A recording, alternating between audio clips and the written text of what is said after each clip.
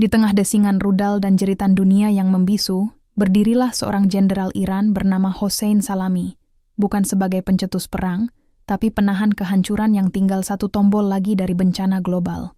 Ia memimpin dengan warisan luka dari mendiang Ebrahim Raisi, membawa bara semangat yang nyaris berubah menjadi api nuklir yang akan melumat Tel Aviv. Tapi saat 800 rudal siap menari di langit, sebuah negosiasi licik dari Amerika datang, menghantam tekadnya, memaksanya memilih. Kehormatan atau kelangsungan negeri? Jika musuh tahu rencana ini, lalu siapa yang lebih dahulu mengkhianati harapan kemerdekaan Palestina? Dan dari sinilah kisah itu bermula. Sebelum lanjut videonya, pastikan kalian sudah subscribe dan nyalakan loncengnya ya. Karena kita setiap hari upload jam 8 malam, nantikan cerita inspirasi yang menyentuh hati lainnya. Dan tonton video ini sampai habis, karena di akhir cerita, ada pelajaran hidup yang sangat bermakna, dan plot twist yang tak terduga. Langit Teheran sore itu muram, seperti ikut berkabung bersama rakyat Iran. Awan hitam menggantung di atas permukaan tanah yang dingin. Angin berdesir pelan, membawa aroma bunga yang ditaburkan di atas makam sang syahid, Ebrahim Raisi. Jenderal Hossein Salami berdiri kaku di depan pusara itu. Tak ada senyum, tak ada salam. Yang ada hanya diam yang dalam. Matanya memandangi nisan batu dengan nama sahabatnya yang terukir jelas. Di dadanya, seperti ada sesuatu yang tercekat. Bukan hanya duka karena kehilangan, tapi juga beban besar yang kini ia warisi. Engkau tak menepati janjimu untuk hidup sampai akhir perjuangan, Ebrahim, bisik Hossein. Suaranya nyaris tak terdengar. Tapi aku tak akan lari dari pesan terakhirmu. 2 hari sebelum kematiannya dalam kecelakaan helikopter yang mengguncang dunia, Raisi memanggil Hossein secara pribadi. Tak ada wartawan, tak ada rekaman, hanya 2 pria tua yang pernah muda bersama, berdiri di jantung Republik Islam yang bergolak.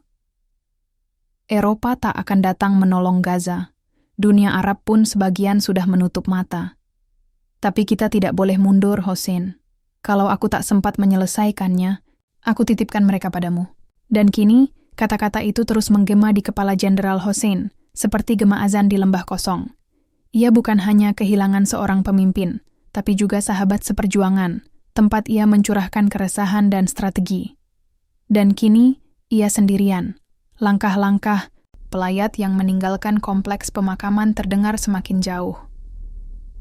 Tinggallah ia sendiri di sana. Beberapa tentara yang berjaga memberi hormat dalam diam, tapi tak berani mendekat. Mereka tahu, hari ini bukan hari untuk bicara. Hari ini adalah hari duka dan tekad yang akan tertanam di hati sang jenderal. Tak ada waktu lama untuk meratap. Darah mereka di Gaza lebih membutuhkan kehadiranku, gumam Hossein, lalu menunduk. Ia menyentuh batu nisan sahabatnya dengan tangan gemetar. Aku akan teruskan, sampai dunia tak lagi memihak penindas. Beberapa hari kemudian, di ruang pertemuan, tertutup Kementerian Pertahanan Iran, Jenderal Hossein Salami membuka sebuah peta besar Timur Tengah. Para jenderal di sekelilingnya memperhatikan dengan seksama, sementara lampu digelapkan dan hanya cahaya dari layar besar yang menerangi ruangan. Gaza telah dikepung dari utara, timur, dan selatan, ujar Hossein dengan suara mantap. Kita tahu, Israel bersiap untuk mengakhiri semuanya dalam satu gelombang. Kita tak bisa hanya menonton. Salah satu komandan senior mengangkat tangan, suaranya penuh kehati-hatian. Jenderal, apakah ini tidak terlalu berisiko? Kita sudah dijatuhi sanksi bertahun-tahun. Rakyat kita juga menderita. Hossein menatapnya tajam, lalu berkata, pelan. Apakah penderitaan kita cukup menjadi alasan untuk membiarkan mereka dibantai? Setiap malam anak-anak Palestina tidur, tanpa tahu apakah mereka akan bangun. Kita punya kekuatan. Jika kita tidak menggunakannya untuk membela kebenaran, untuk apa kita punya semua ini? Hening menyelimuti ruangan. Tak ada yang menjawab. Semua mata tertuju pada satu titik merah yang berkedip di peta digital, Tel Aviv. Sementara itu, di ruang pribadinya, Hossein membuka laci kecil yang penuh debu. Ia mengambil sebuah bingkai foto lama. Dalam gambar itu, terlihat ia dan Raisi tersenyum saat berada di garis depan perang melawan ISIS. Waktu itu dunia memuji keberanian mereka. Tapi dunia juga cepat lupa siapa yang berdiri di sisi kemanusiaan saat tirani berjubah agama merajalela. Istirahatlah, Ibrahim. Aku akan bertempur untuk kita berdua. Lirihnya. Iran mulai bergerak. Dalam senyap, bantuan dikirim ke Gaza. Tidak dalam bentuk uang, tapi senjata dan teknologi komunikasi. Lewat jalur darat yang membelah Irak dan Suriah, serta lewat laut dari pelabuhan Bandar Abbas, Iran menghidupkan kembali jaringan bantuan yang dulu pernah digunakan saat masa-masa puncak konflik. Hossein memimpin semuanya. Ia tak mempercayakan misi ini kepada siapapun, bahkan kepada diplomat sekalipun. Baginya, ini bukan sekadar operasi militer, tapi pengabdian. Setiap keputusan yang ia buat seolah mengandung janji kepada almarhum sahabatnya, bahwa ia tak akan membiarkan cita-cita perjuangan itu mati bersamaan dengan jasad Raisi. Namun, pergerakan itu tak sepenuhnya tersembunyi. Satelit mata-mata Israel menangkap pola tak biasa di perbatasan Iran-Irak. Dalam waktu singkat, analisis data memperlihatkan pengiriman logistik yang tak lazim. Para analis Shin Bet mulai cemas. Ada sesuatu yang besar sedang dirancang di Teheran, ujar salah satu petugas senior intelijen Israel. Di waktu yang sama, Amerika mulai mencium bau pergerakan. Di Washington, meja-meja rapat mulai sibuk dengan laporan intelijen baru. Iran, negara yang selama ini dianggap hanya menggertak, kini benar-benar bergerak. Dan itu membuat para senator dan jenderal alay-alas tak bisa tidur tenang. Sementara di Teheran, malam-malam Hossein dipenuhi dengan peta, kode, laporan, dan doa. Ia tahu waktunya tak banyak. Ia tahu ketika rencana besar ini diumumkan, dunia akan terbelah antara yang melawan penindasan dan yang memelihara kekuasaan lewat darah rakyat kecil. Dan ia tahu, nyawanya akan menjadi taruhan. Satu malam, saat duduk sendirian di balkon rumah dinasnya, Hossein memandang langit. Bintang-bintang tak bersinar terang malam itu, tapi di hatinya ada cahaya yang tak bisa padam. Cahaya dari kata-kata terakhir sahabatnya yang terus berputar di kepala. Jika aku tak sempat menyelesaikannya, aku titipkan mereka padamu. Hossein mengepalkan tangan. Tak ada jalan kembali. Perjuangan telah dimulai. Dan ia akan memimpinnya hingga akhir. Dini hari di Teheran adalah saat dunia terasa paling sunyi. Namun bagi Hossein Salami, itu adalah waktu paling hidup. Di ruang bawah tanah markas militer tertinggi Iran, suara derit pintu baja membuka percakapan rahasia yang hanya diketahui segelintir orang. Operasi ini kita namakan Bayangan Raisi, ujar Hossein tanpa basa-basi. Tatapannya menusuk ke arah semua orang di ruang itu. Sekitar 20 orang duduk di meja oval. Mereka bukan jenderal sembarangan, melainkan gabungan dari Komandan Quds Force, unit-unit siber, perwakilan Kementerian Luar Negeri, dan ahli logistik militer. Tak satu pun berani bersuara tanpa diperintah. Nama operasi itu saja sudah cukup memberi tekanan, nama mendiang presiden yang dielu-elukan sebagai pahlawan perlawanan. Fase pertama adalah penyusupan. Kita kirim logistik militer ringan ke Gaza melalui jalur Suriah dan Libanon. Komunikasi akan disandikan dengan enkripsi 2 lapis. Tak boleh ada satu kata pun bocor ke dunia luar, lanjut Hossein tegas. Ia berdiri, lalu menyalakan layar besar yang menampilkan peta regional. Jalur-jalur merah menyambung dari pelabuhan Bandar Abbas, melalui perbatasan Irak, lalu masuk ke Suriah dan Lebanon, sebelum akhirnya mencapai jalur Gaza lewat jaringan Hamas dan Hizbullah. Fase kedua adalah gangguan. Kita buat Israel sibuk dengan wilayah perbatasannya. Libanon Selatan dan dataran tinggi Golan akan menjadi titik tekan.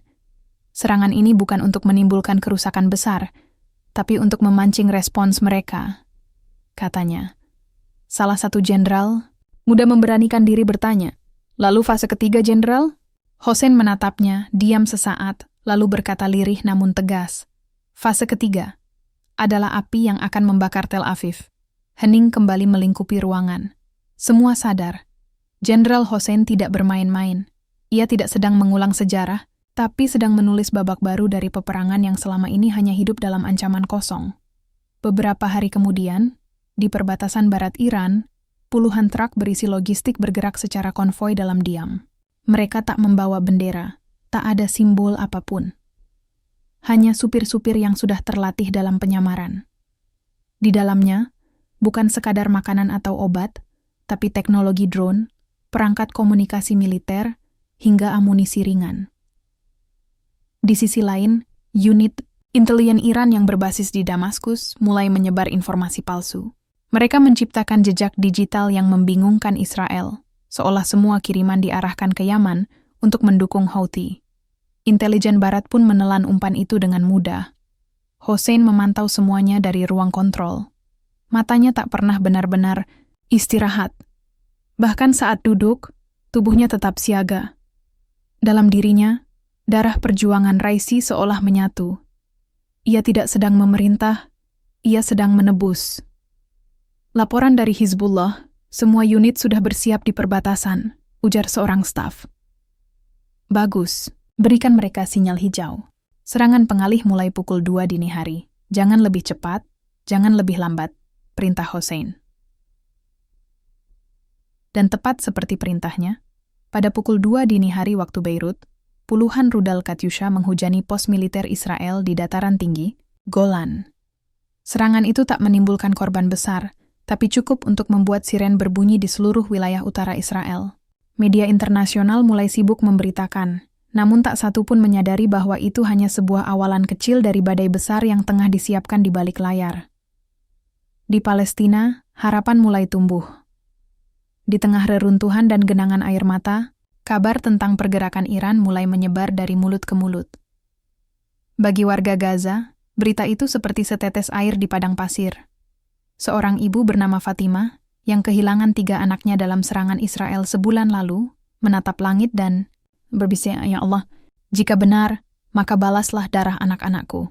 Jika tidak, cukupkan kami dengan sabar."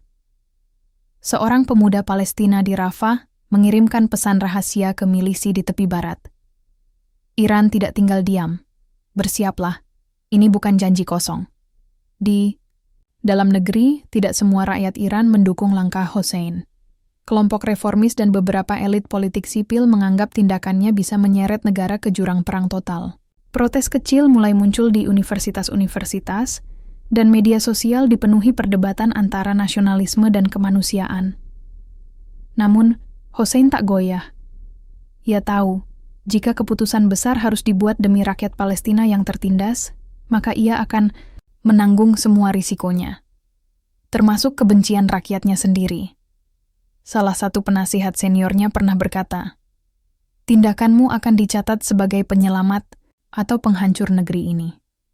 Dan Hossein menjawab, "Saya tidak peduli bagaimana sejarah mencatat saya. Saya hanya ingin saat saya mati, saya tak membawa beban pengkhianatan terhadap mereka yang lebih lemah."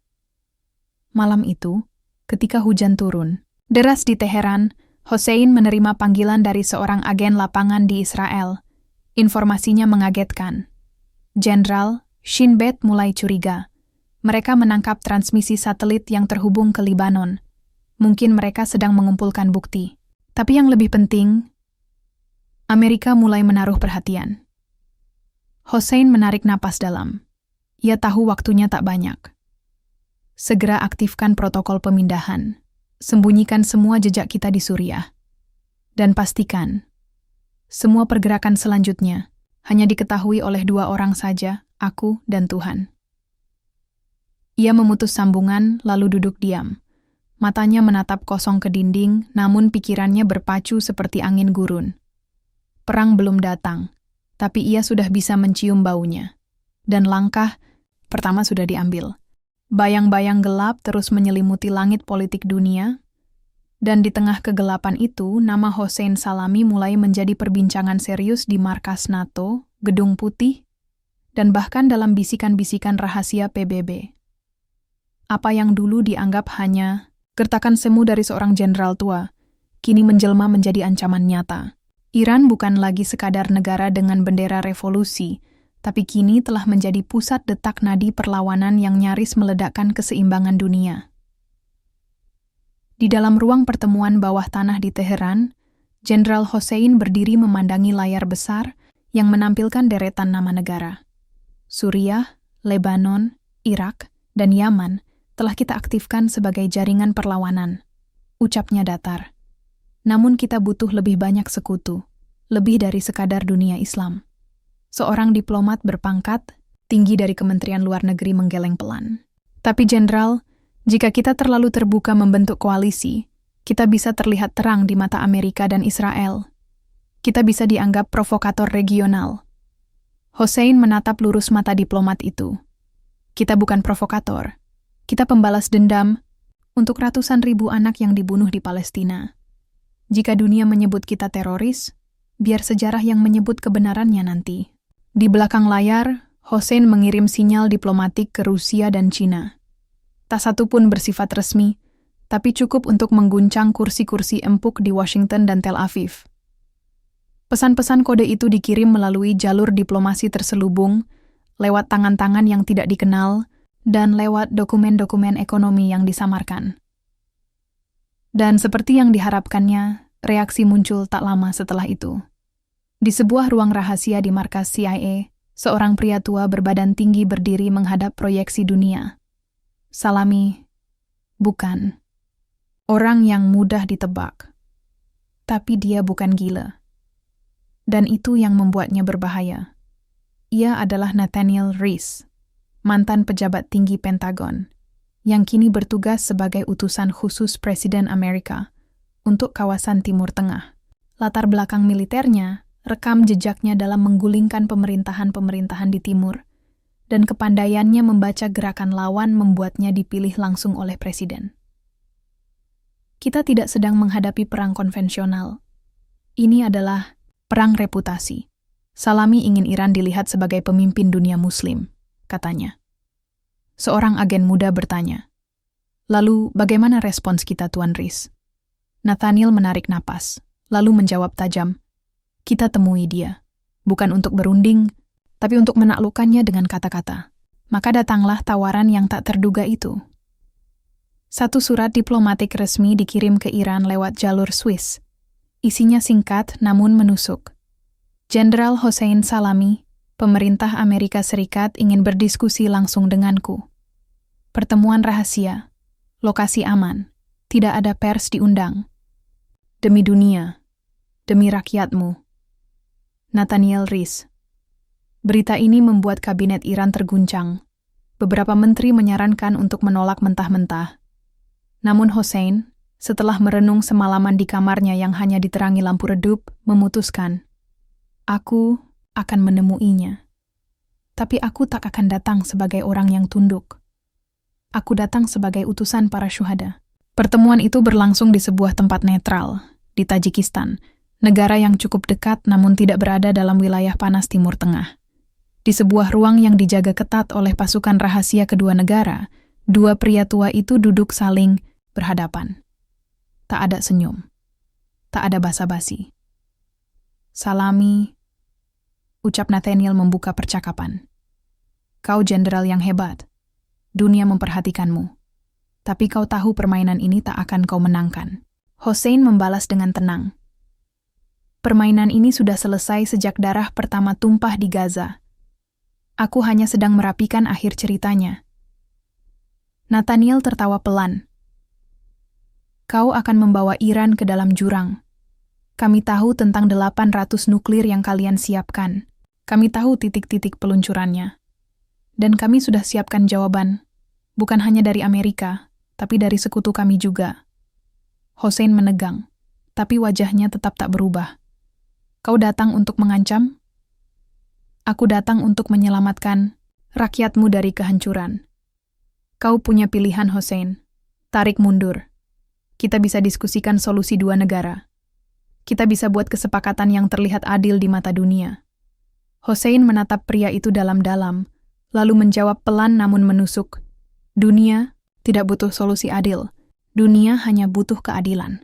Dan itu tidak datang dari meja negosiasi, tapi dari kebenaran yang diperjuangkan sampai titik darah terakhir." Setelah pertemuan itu, Hossein pulang dengan pikiran yang berat. Di satu sisi, hatinya tetap terbakar. Tapi di sisi lain, Ia sadar bahwa musuhnya terlalu kuat jika hanya ditantang sendiri. Malam itu, di ruang rapat kecil bersama 5 orang terpercaya, Hossein menyatakan keputusan mengejutkan. Kita tunda peluncuran nuklir. Strategi berubah. Kita akan cari sekutu lebih banyak, lalu kita kunci Tel Aviv di dalam lingkaran api. Dan keputusan itu membuat perubahan besar. Hossein mulai mengirim delegasi ke Afrika Utara, Asia Tengah, bahkan ke Amerika Latin. Ia tahu, perjuangan Palestina bukan hanya perang agama. Ini adalah perang martabat. Dan martabat bisa mengikat banyak bangsa yang selama ini diinjak-injak kekuatan besar dunia. Sementara itu, Israel mulai mencium pergeseran strategi. Mereka tahu serangan besar tidak jadi diluncurkan. Tapi itu membuat mereka semakin gelisah. Karena dalam perang, yang paling menakutkan bukanlah serangan, tapi keheningan yang menyimpan rencana. Dan dunia sekali lagi menahan napas. Hossein berdiri di balkon kediamannya, menatap bulan yang temaram. Ia tahu perjuangan belum selesai. Tapi ia juga tahu, ia tidak sendirian. Angin malam membelai wajahnya, dan untuk pertama kalinya setelah berbulan-bulan, ia menutup mata dan tersenyum kecil. Bukan karena lega, tapi karena ia tahu, badai yang ia bangun baru saja mencapai awan.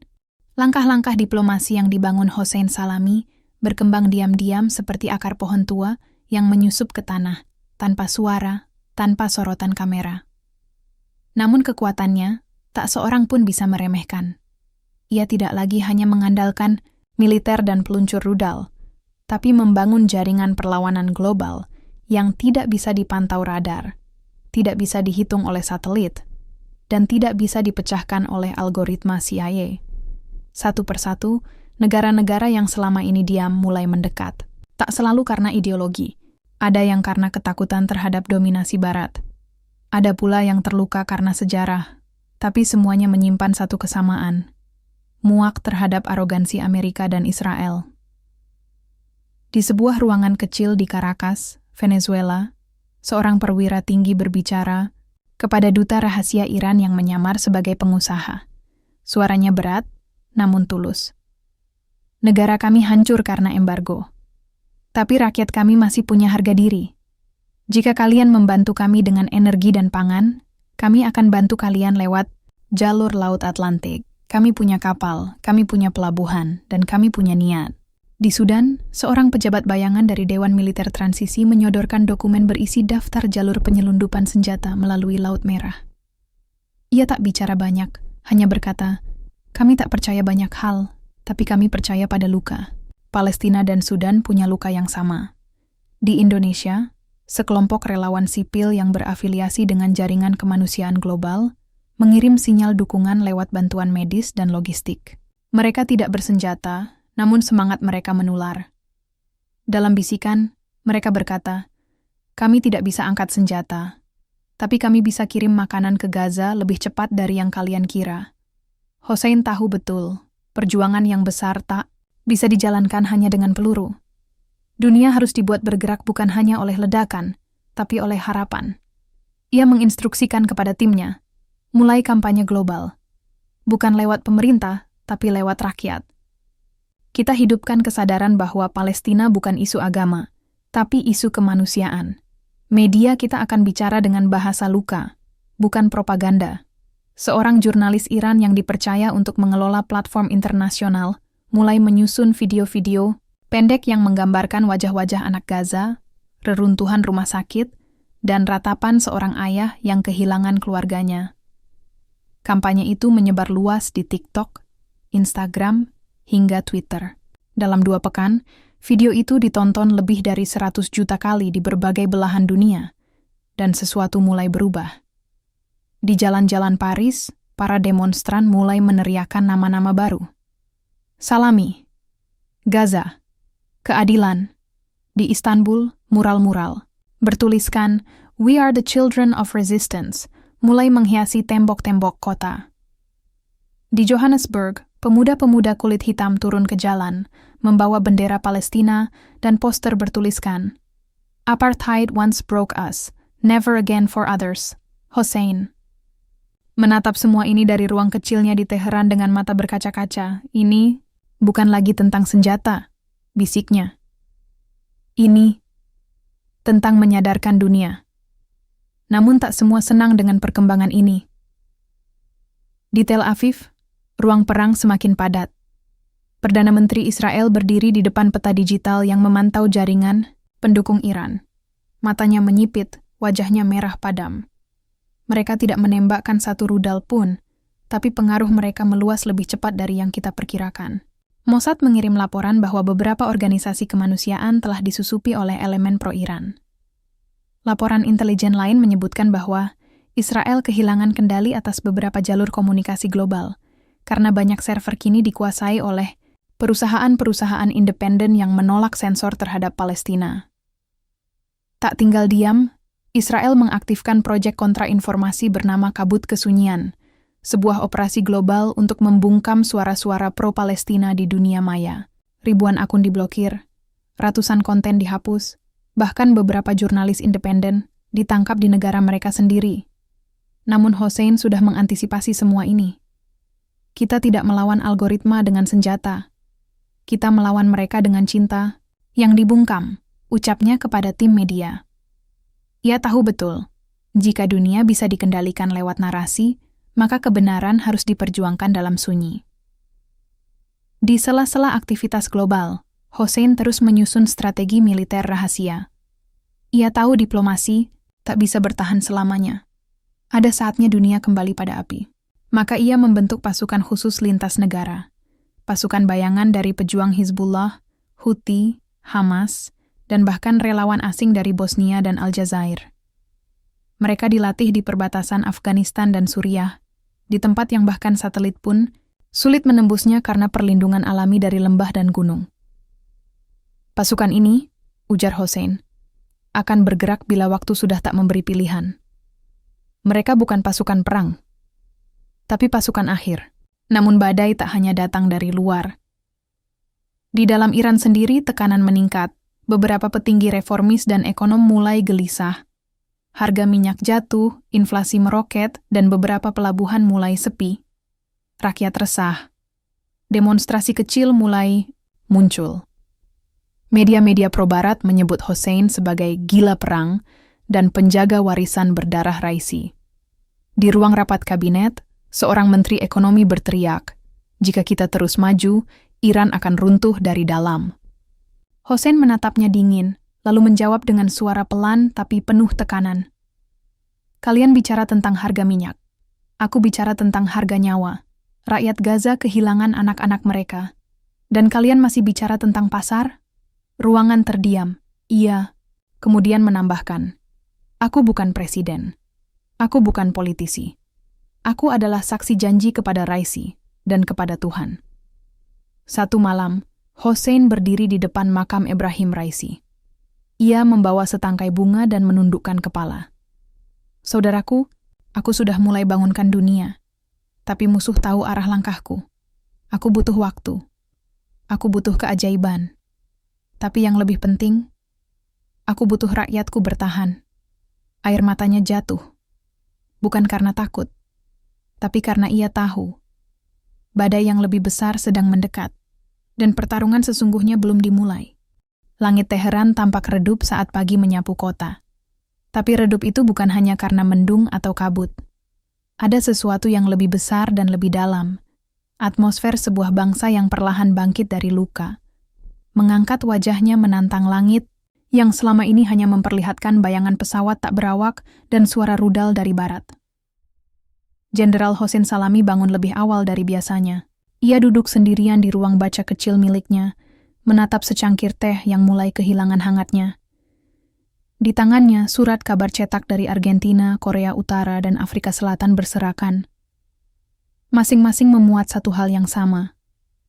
Iran memimpin blok timur baru. Apa yang dulu hanya mimpi para pengamat politik kini mulai menjelma nyata. Dunia perlahan menoleh ke arah yang selama ini hanya dijadikan ladang bahan mentah dan pasar senjata. Segalanya dimulai ketika Cina mengirim pernyataan diplomatik yang samar namun penuh makna.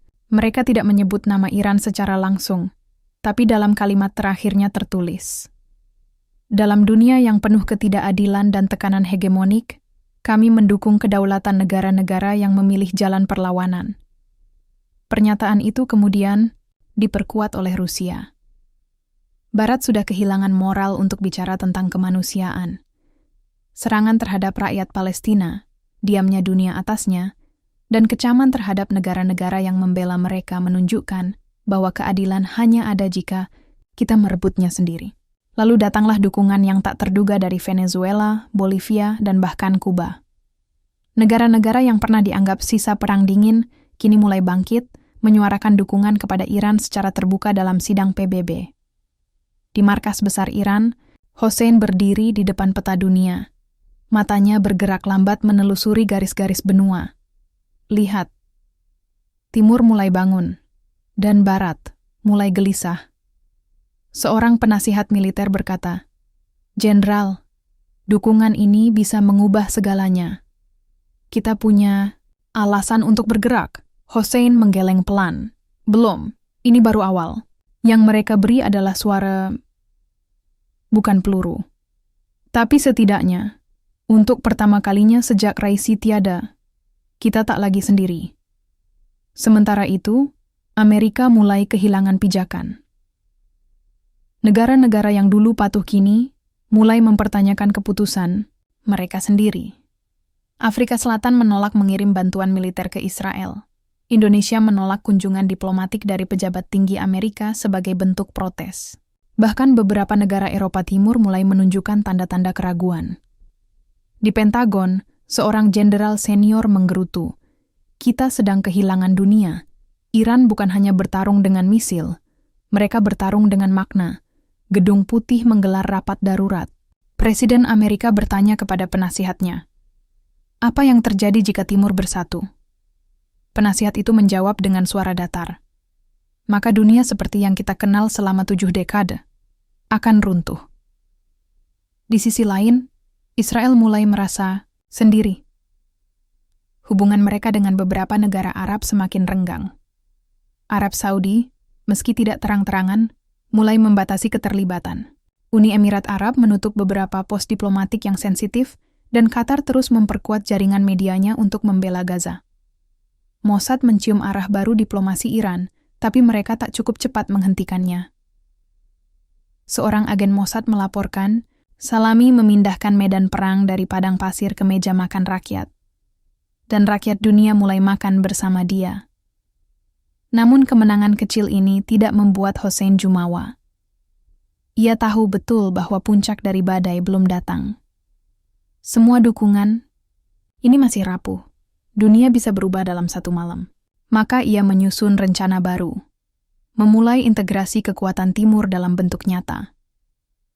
Ia mengusulkan sebuah konferensi internasional, Konferensi Timur untuk Palestina, diadakan di Damaskus. Delegasi dari 20 negara hadir, tidak dalam status resmi pemerintahan, tapi dalam bentuk perwakilan LSM, lembaga kemanusiaan, pensiunan militer, hingga tokoh agama. Di hadapan mereka, Hossein berdiri dan berkata, "Aku tidak mengundang kalian sebagai negara. Aku mengundang kalian sebagai manusia yang masih memiliki hati. Yang masih marah ketika melihat anak-anak dibunuh dan dunia hanya memberi 20 detik liputan." Ia berhenti sejenak, lalu menambahkan, "Kita bukan blok baru. Kita adalah suara lama yang selama ini dibungkam. Dan sekarang, suara itu bangkit." Tepuk tangan menggema. Bukan hanya tepuk tangan hormat, tapi tepuk tangan yang membawa harapan.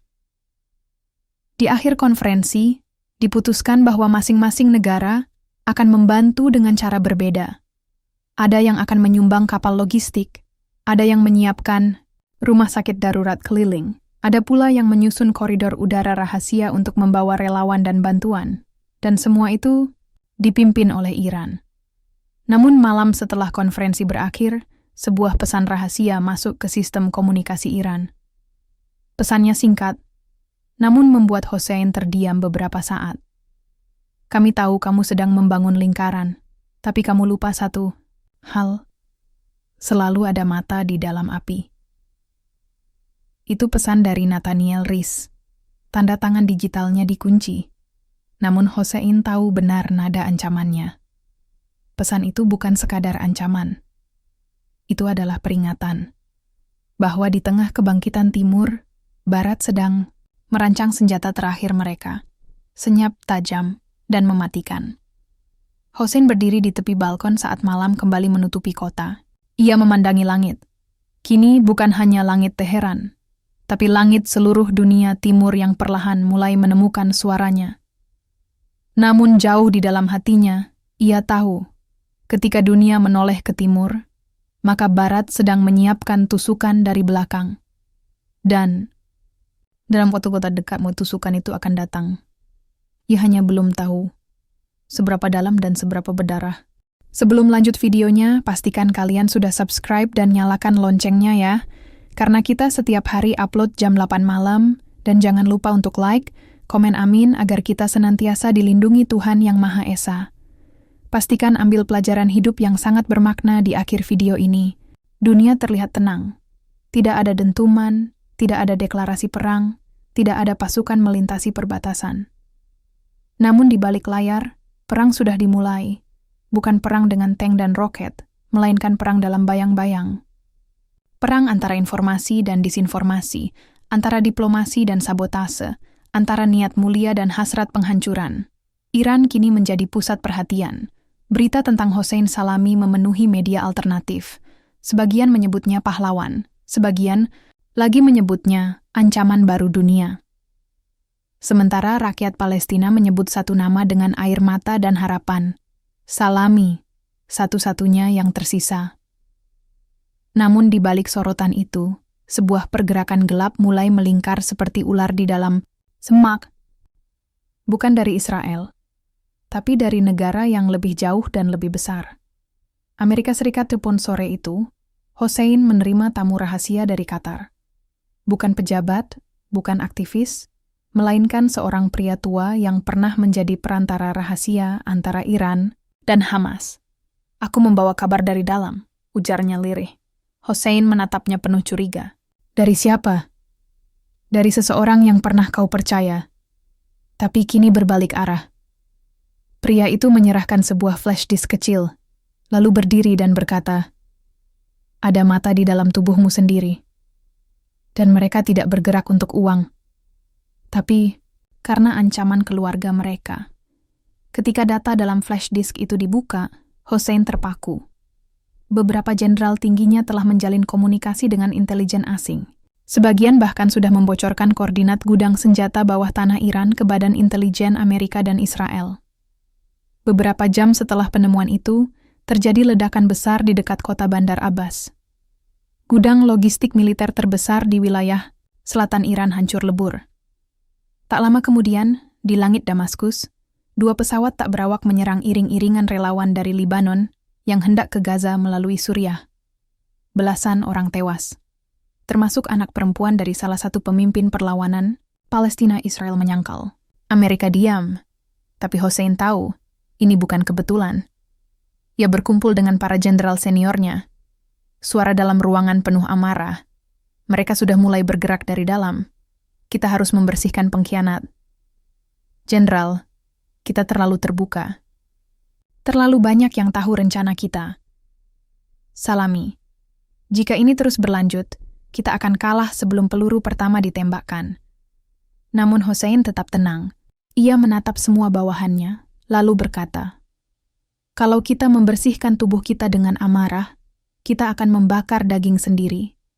Kita tak bisa hanya menyapu pengkhianat. Kita harus tutup lubang tempat mereka masuk. Ia lalu menunjuk layar digital, peta dunia. Mulai sekarang, semua komunikasi internasional kita diputus. Hanya lewat jalur analog, manusia ke manusia. Tidak ada lagi email, tidak ada sinyal, hanya kode. 3 hari kemudian, dunia diguncang oleh bocoran besar. Sebuah dokumen rahasia beredar dari Washington DC, memuat rencana Iran meluncurkan 800 hulu ledak nuklir ke Tel Aviv, Haifa, dan pangkalan militer Israel di Laut Merah. Dokumen itu dinamakan Operasi Nuh. Dinamai dari kisah banjir besar yang hendak menghapus kebusukan manusia. Kebocoran itu membuat gempar. Dunia internasional geger. Israel mengaktifkan sistem pertahanan tertingginya. Amerika mengirim kapal induk ke Laut Tengah. Uni Eropa membekukan seluruh hubungan perdagangan dengan Iran. Dan di tengah badai itu, sebuah panggilan masuk ke kantor Hossein. Penelepon itu bukan sembarang orang. Ia adalah Marcus Heller, salah satu tokoh senior politik luar negeri Amerika. Orang yang dikenal sebagai Raja Bayangan, tokoh tanpa jabatan resmi, tapi punya kuasa melampaui presiden. Jenderal Salami, ujarnya, "Saya bukan musuhmu, tapi saya bisa menjadi akhir dari negaramu." Hossein mendengus pelan. "Jika itu ancaman, simpan saja. Aku sudah punya koleksi penuh." Marcus tertawa kecil.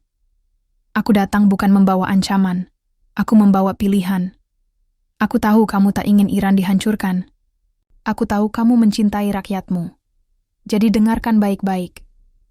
Ia berhenti sejenak, lalu melanjutkan dengan suara lebih berat. "Hentikan seluruh program nuklirmu. Hentikan hubungan dengan Hizbullah dan Hamas. Dan keluarkan Iran dari konflik Palestina. Kami tak akan menjatuhkan sanksi tambahan, bahkan akan bantu stabilkan ekonomimu." Hossein terdiam cukup lama, lalu menjawab dengan suara sangat dingin. "Kau bicara seolah aku bisa dibeli." "Kau bukan bisa dibeli, Hossein. Tapi, kau bisa ditukar. Dengan nasib jutaan rakyatmu yang akan kelaparan jika perang ini pecah." Panggilan itu ditutup. Tapi perang batin mulai membara dalam dada Hossein. Ia tak gentar akan perang, tapi ia tahu 800 hulu ledak nuklir tak akan menyelamatkan Palestina, justru bisa membuat Iran dibakar habis. Sekutu-sekutunya pun mulai ragu. Rusia memilih netral. Cina menyarankan deeskalasi. Turki bahkan mengecam langkah militer berlebihan. Dan di saat inilah, puncak kebimbangan itu datang. Hossein berdiri sendirian di ruang kendali rudal jarak jauh milik Iran, menatap tombol merah yang dijaga, puluhan personel bersenjata. Operasi Nuh telah siap. 800 rudal tinggal menunggu satu perintah. Namun tangannya gemetar. Bukan karena takut, tapi karena ia sadar. Satu keputusan bisa menghapus nama negaranya dari peta. Ia memejamkan mata. Suara Ibrahim Raisi bergema dalam kepalanya. "Bantu Palestina, tapi jangan kuburkan rakyatmu bersama mereka." Air mata jatuh dari ujung matanya. Ia mengangkat tangannya, lalu menurunkannya. Perintah dilawan, Operasi Nuh dibatalkan, Iran tidak menyerah, tapi memilih bertahan. Hossein mundur satu langkah demi tidak jatuh ke jurang. Namun ia tahu, harga dari keputusan ini tidak murah.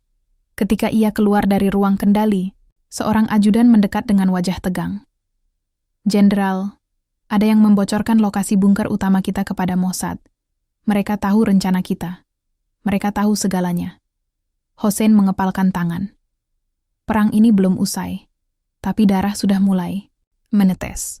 Dan dari sini, tidak akan ada jalan kembali. Angin musim panas di Teheran membawa debu dan aroma ketegangan yang tak terucapkan.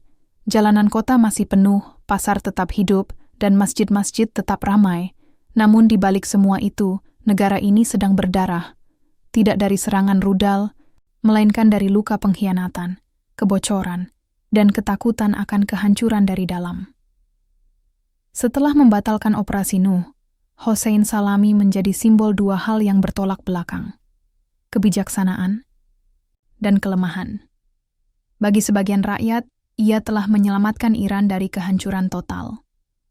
Namun bagi faksi militer garis keras, ia dianggap telah mencabut nyawa kemenangan yang nyaris mereka raih. Malam itu, di dalam ruang rapat bawah tanah yang sangat dijaga, Hossein memanggil 3 perwira seniornya. Mereka adalah orang-orang yang dulu sangat loyal, bahkan beberapa kali menyelamatkan hidupnya di medan perang. Namun malam itu, wajah mereka tampak berbeda. Kaku. Dingin. "Siapa di antara kita yang membuka mulut pada Mossad?" tanya Hossein. Dengan suara tajam namun tenang. Tak ada yang menjawab. Salah satu dari mereka hanya menunduk, menggenggam tas kerjanya erat-erat. "Terlalu banyak darah tumpah karena pengkhianatan," lanjut Hossein. Kita bicara tentang kehormatan negara. Kalau memang aku harus mati, agar kalian bisa meneruskan perang, lakukan sekarang. Hening menyelimuti ruangan itu seperti selimut kutukan. Tak ada peluru yang dilepaskan. Namun di mata Hossein, ia sudah mengerti. Darah itu bukan lagi berasal dari musuh, tapi dari saudara sendiri. Beberapa jam kemudian, terjadi penyerangan mendadak di salah satu pangkalan rahasia Iran di Isfahan. 8 orang tewas. 3 di antaranya adalah ilmuwan nuklir.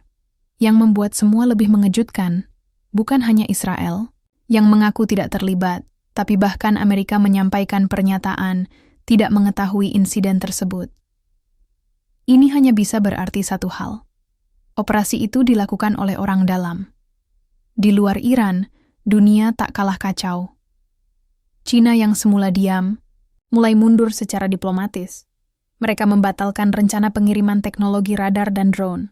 Rusia, yang tengah sibuk dengan krisis internal akibat embargo, mengeluarkan pernyataan netralitas atas semua konflik di Timur Tengah. Bahkan negara-negara kecil yang dulu antusias, Venezuela, Bolivia, Aljazair, mulai meredup. Hossein pun sadar bahwa kekuatan sekutu yang dibangun dengan semangat bisa runtuh oleh ketakutan. Ketika mereka melihat kita hampir menekan tombol nuklir, ujar salah satu analisnya, mereka tidak lagi melihat Iran sebagai harapan, tapi sebagai bahaya. Di balik tekanan internasional, tekanan dari dalam negeri justru lebih mematikan. Fraksi garis keras di militer Iran mulai melakukan manuver politik. Mereka mulai mempertanyakan kewarasan Hossein. Mereka menyebar rumor bahwa sang jenderal telah disandera oleh emosi pribadi karena kematian Ebrahim Raisi. Hossein tetap bertahan. Namun ia tidak bisa menutup mata bahwa beberapa surat kabar dalam negeri mulai menurunkan nada dukungan mereka. Dia mengorbankan harga diri Iran demi menghindari kemarahan Barat. Tulis salah satu kolom editorial tajam. Jenderal yang takut, pada tombol, judul lainnya. Padahal bagi Hossein yang ia lakukan bukan karena takut, tapi karena terlalu mencintai rakyatnya untuk melihat mereka dibakar hidup-hidup. Di balik semua kekacauan itu, datanglah kabar paling mengiris. Salah satu relawan asal Turki yang dikirim Iran untuk membantu di Gaza, ditangkap dan dieksekusi oleh IDF secara terbuka. Video eksekusinya disebar di media sosial, dengan pesan, "Siapa yang berpihak pada Iran, inilah akhirnya." Rakyat Turki marah, tapi pemerintah mereka justru menyalahkan Iran. Mereka mengirim anak-anak muda ke medan perang dengan bendera. Yang salah. Demonstrasi pecah di Ankara. Dukungan terhadap Iran anjlok drastis. Hossein menonton siaran berita itu dari ruangan kecilnya. Matanya merah, namun tak ada air mata. "Aku hanya ingin menyelamatkan Palestina," gumamnya pelan. Tapi yang terjadi kini adalah sekutu menjauh, rakyat terbelah, dan musuh semakin dekat. Malam itu, untuk pertama kalinya dalam 2 tahun, Hossein memerintahkan agar dirinya ditemani penjaga pribadi penuh senjata. Bukan karena takut akan musuh luar, tapi karena ia mencium aroma kudeta perlahan dari dalam. Dan benar saja. 3 hari kemudian, salah satu pangkalan utama militer Iran di Shiraz mengibarkan bendera baru, simbol fraksi militer radikal, yang dikenal sebagai Harakat Zulfikar. Mereka menyatakan Hossein Salami sebagai pemimpin gagal yang melukai kehormatan negeri.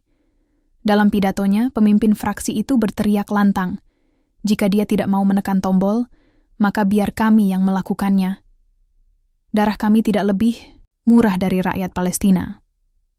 Hossein tidak membalas pernyataan itu. Ia hanya berkata kepada ajudannya, "Jika aku dijatuhkan karena tidak membunuh, maka biarlah aku jatuh sebagai manusia." Namun dunia tidak diam. Beberapa jam setelah pengibaran bendera pemberontakan itu, drone milik Israel menyerang Shiraz.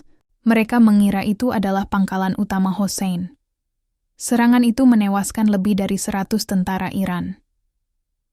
Ironisnya, yang terbunuh adalah mereka yang hendak menjatuhkan Hossein. Rakyat yang semula marah mendadak kembali bersatu. Israel telah membunuh tentara kita. Apapun fraksinya, darah mereka tetap darah Iran. Demonstrasi mendukung Hossein kembali memuncak. Seruan, bersatu melawan Zionis, terdengar di jalanan. Bahkan sebagian dari fraksi pemberontak mulai kembali ke pangkuan militer resmi. Tapi luka sudah terlalu dalam. Di akhir hari, Hossein kembali ke kamar kerja kecilnya. Ia menatap foto Ebrahim Raisi di dinding. Perlahan, ia duduk dan menulis sepucuk surat dengan tangannya sendiri. Kepadamu yang kucintai seperti ayahku sendiri, aku sudah sampai di ujung jalan. Bukan karena kekalahan, tapi karena kelelahan. Aku tidak takut mati, tapi aku takut jika rakyatku harus mati bersamaku. Kau bilang dulu, bantu Palestina, tapi jangan kubur negerimu. Maka aku memilih mundur, bukan karena kalah, tapi karena masih ingin menyelamatkan nyawa.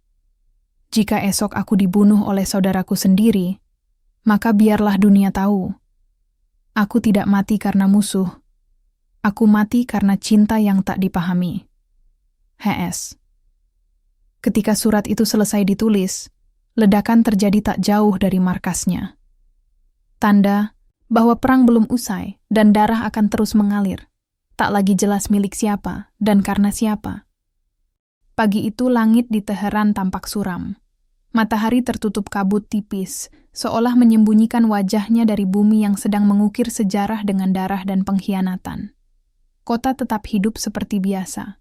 Suara azan berkumandang, roda ekonomi berputar, dan anak-anak tetap berangkat sekolah. Tapi di balik semua itu, bayang-bayang kematian menyelimuti jantung kekuasaan Iran. Jenderal Hossein Salami berdiri di balkon ruang kantornya, memandangi langit yang kelabu. Dalam hati, ia tahu, ini bukan sekadar hari biasa. Hari ini adalah hari penentuan. Hari di mana semua sekutu bisa berbalik menjadi musuh, dan semua musuh mungkin menyusup menjadi pelindung palsu. Beberapa jam sebelumnya, sebuah laporan rahasia disampaikan padanya. Laporan itu bukan sekadar ancaman biasa, melainkan informasi langsung dari unit siber militer yang memantau lalu lintas sinyal di sekitar Teheran. Jenderal, kata kepala intelijen, kami menangkap pola komunikasi aneh antara salah satu pangkalan internal dengan sinyal dari Tel Aviv. Hossein terdiam. Hanya satu kata yang keluar dari mulutnya. Siapa? Nama yang disebut membuat napasnya tercekat. Bukan tentara rendah. Bukan jenderal muda. Melainkan Letnan Jenderal Majid Farhadi, tangan kanannya sendiri. Orang yang selama ini duduk di sampingnya dalam setiap rapat, berlutut bersamanya dalam salat, dan bersumpah setia di bawah bendera Iran. Hossein tak ingin mempercayainya, tapi bukti-bukti dalam laporan itu tak bisa dibantah. Koordinat, pesan yang disandi, bahkan rekaman suara, semua menunjukkan bahwa Majid telah bekerja untuk Mossad sejak 2 tahun terakhir. Dan lebih parahnya, ia adalah salah satu perancang utama operasi Nuh. Dia tahu semua sistem kita, kata kepala intelijen, dan dia tahu bahwa kita membatalkan rencana penyerangan. Hossein tidak langsung menangkap Majid. Ia tahu, jika bertindak gegabah, dampaknya akan lebih besar dari sekadar pengkhianatan. Ia memutuskan bertemu Majid secara pribadi, di sebuah ruang konferensi, kecil, hanya mereka berdua. Majid, katanya tenang. Aku ingin bicara sebagai saudara. Majid menatapnya. Wajahnya datar. Tak ada getaran bersalah, tak ada rasa malu. Hanya sorot mata kosong yang menyimpan sesuatu yang tak terucapkan. Aku tahu semuanya, ucap Hossein. Masih diam. Kau bisa bunuh aku sekarang jika itu perintah tuanmu. Majid menghela napas pelan. Lalu, dengan suara datar ia berkata, kau sudah membuat negara ini lemah. Hossein tidak menjawab. Ia hanya menatap mata yang dulu ia percayai, kini menjadi cermin kehancuran. Majid berdiri. Kau menolak menekan tombol itu, tapi tahu tidak, 800 nuklir itu bukan hanya untuk Tel Aviv. Itu juga untuk peringatan kepada dunia bahwa kita tak bisa diremehkan. Dan apa hasilnya sekarang? Tanya Hossein. Suaranya mulai goyah. Kita malah dikhianati oleh orang yang seharusnya paling setia. Majid mendekat. Kau pikir kesetiaan hanya soal membela pemimpin? Tidak, Hossein. Kesetiaan itu pada tujuan. Dan tujuan kita sudah mati bersama Raisi. Kau hanya bayangannya. Lalu Majid pergi. Dengan langkah ringan, seperti tak ada yang terjadi. Beberapa jam setelah pertemuan itu, terjadi ledakan di salah satu reaktor nuklir mini di kota Natanz. Ledakan itu kecil, namun cukup untuk memicu kepanikan di seluruh penjuru negeri. Rakyat mulai panik. Pasar saham runtuh, dan media internasional menyebarkan narasi bahwa Iran kini dikuasai oleh militer yang retak. Israel dan Amerika menyambut kekacauan itu dengan senyuman sinis di balik layar. Mereka tahu, kekuatan sejati Iran bukan pada senjatanya, melainkan pada persatuannya. Dan jika itu hancur, maka Iran tak lebih dari sekumpulan senjata tanpa ruh. Hossein kembali mengumpulkan Dewan Pertahanan Nasional. Namun kali ini, separuh dari anggota yang biasanya hadir tak muncul. Entah karena sakit, cuti, atau mungkin sudah berpindah haluan. Ia berbicara tanpa pidato panjang. Hanya satu kalimat. Mulai malam ini, aku serahkan komando operasional militer kepada komite darurat. Tapi sebelum itu, aku ingin bicara pada rakyat Iran. Pidato itu disiarkan secara langsung. Wajah Hossein tampak tua. Rambutnya yang mulai memutih, mata yang sembab karena tak tidur selama 3 hari, dan suara yang serak karena terlalu banyak menahan beban.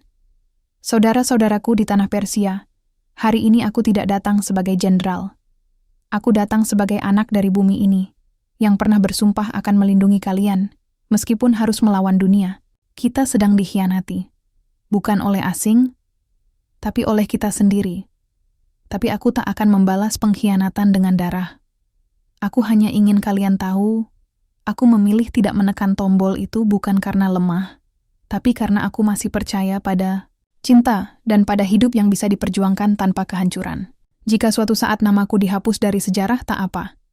Tapi jika aku harus mati agar negeri ini tetap utuh, aku akan menerimanya. Dengan dada terbuka. Pidato itu mengguncang banyak orang. Sebagian tersentuh, sebagian menyebutnya drama, tapi sebagian lagi mulai sadar bahwa musuh terbesar mereka bukanlah Israel atau Amerika, melainkan rasa haus akan kehormatan palsu yang mendorong mereka saling membunuh.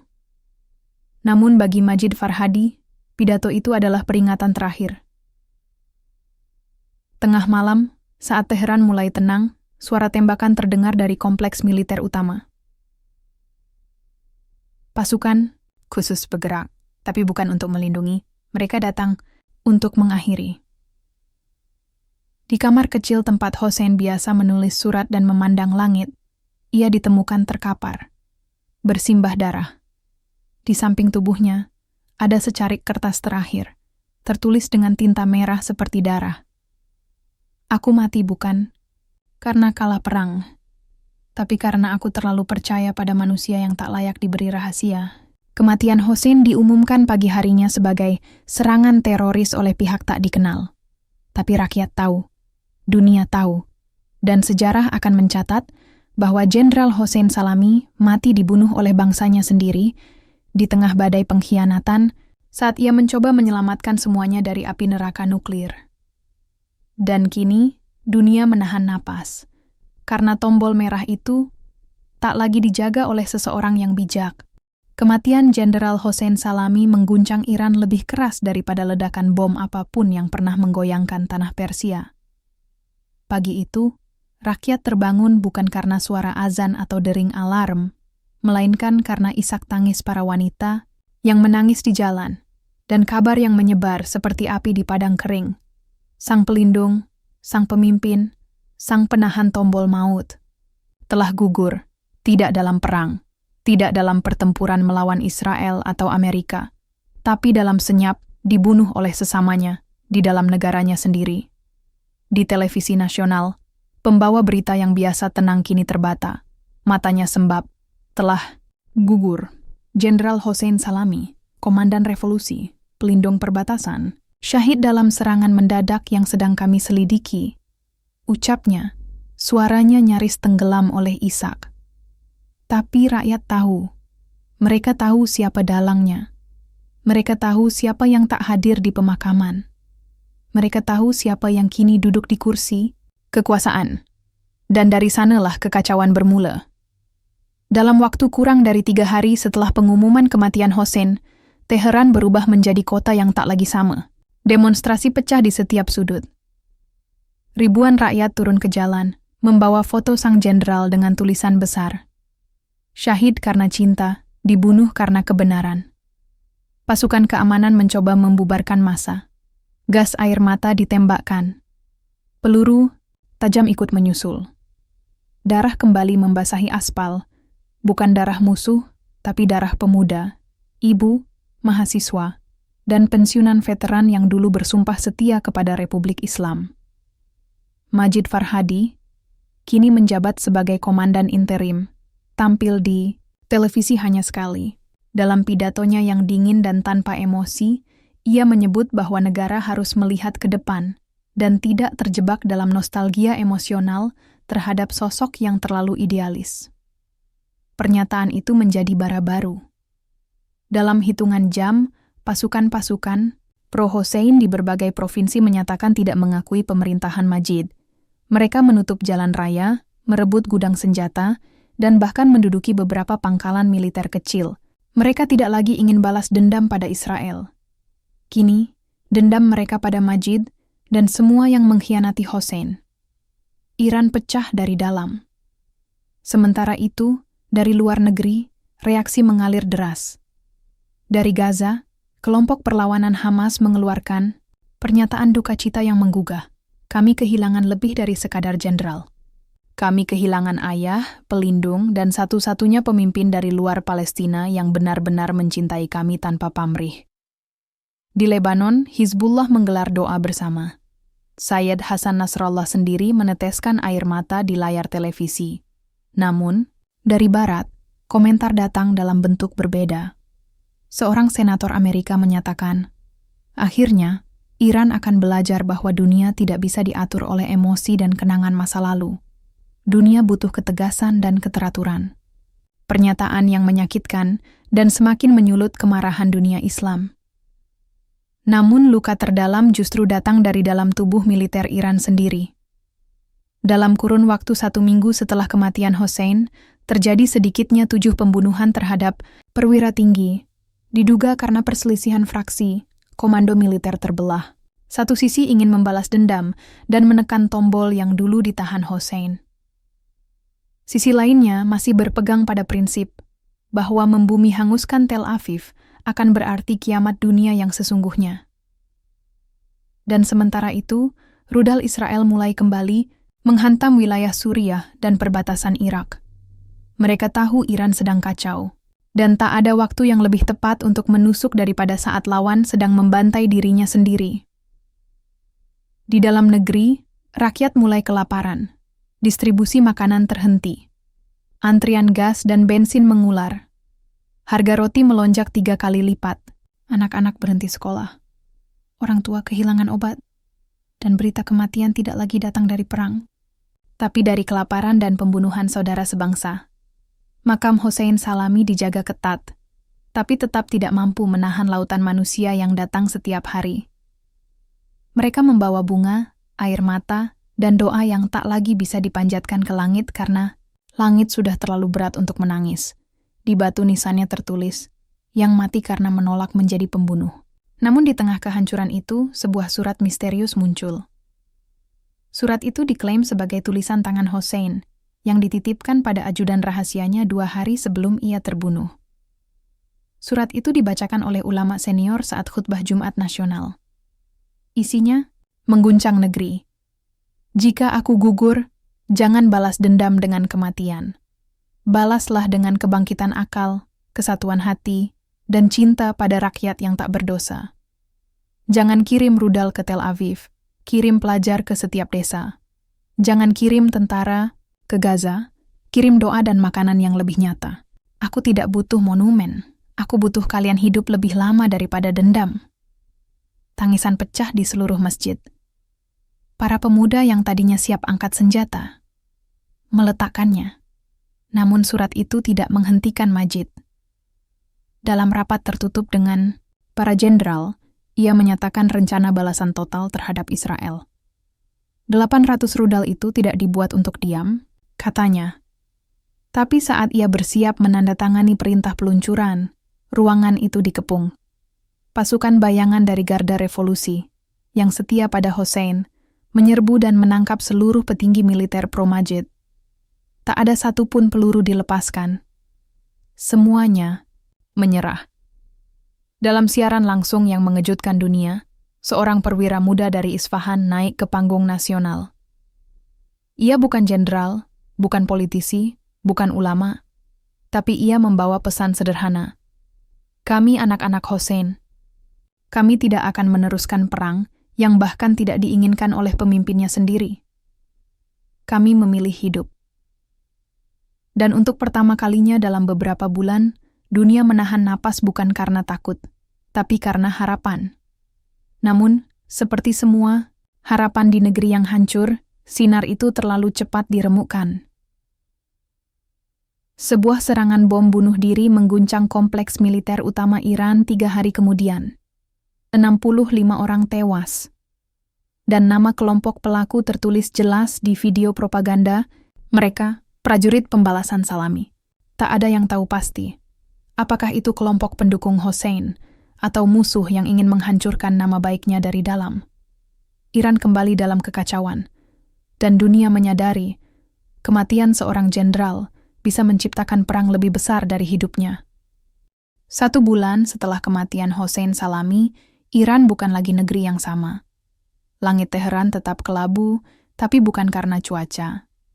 Udara terasa berat oleh amarah yang belum selesai dan luka yang belum kering. Di jalanan, poster wajah Hossein masih tertempel di dinding-dinding retak. Mata tajamnya seolah masih mengawasi, masih menanti keadilan dari negeri yang mengkhianatinya. Namun, lebih dari sekadar poster, nama Hossein hidup dalam bisikan rakyat. Dalam doa-doa ibu yang kehilangan anaknya. Dalam nyanyian anak-anak yang belajar menyebut kata pemimpin, bukan sebagai kekuasaan, tapi pengorbanan. Di sebuah desa kecil di barat Iran, seorang wanita tua duduk di teras rumahnya. Ia memandangi layar ponsel murah yang memutar ulang pidato terakhir Hossein Salami. Aku tak ingin dikenang sebagai jenderal, tapi sebagai manusia yang pernah menolak kehancuran, meski harus membayar dengan nyawa. Air mata wanita itu jatuh tanpa suara. Ia adalah ibu dari seorang prajurit muda yang gugur di perbatasan, namun bukan karena perang, melainkan karena perintah dari atasannya sendiri yang memaksanya menembak demonstran. Anaknya menolak, dan ia ditembak rekan sendiri. Semenjak wanita itu hanya mempercayai satu nama, Hossein Salami. Baginya, Hossein adalah satu-satunya yang bisa menahan putaran roda gila perang dan pengkhianatan. Sementara itu di ibu kota, Komite Transisi Nasional dibentuk. Di dalamnya, tidak ada lagi para jenderal tua yang haus kekuasaan. Tidak pula ulama yang terikat politik. Hanya para pemikir muda, aktivis, mantan tentara setia Hossein, dan beberapa mantan oposisi yang kini sadar bahwa kehancuran negeri bukan soal ideologi, tapi soal kemanusiaan yang dilupakan. Mereka menggelar sidang khusus.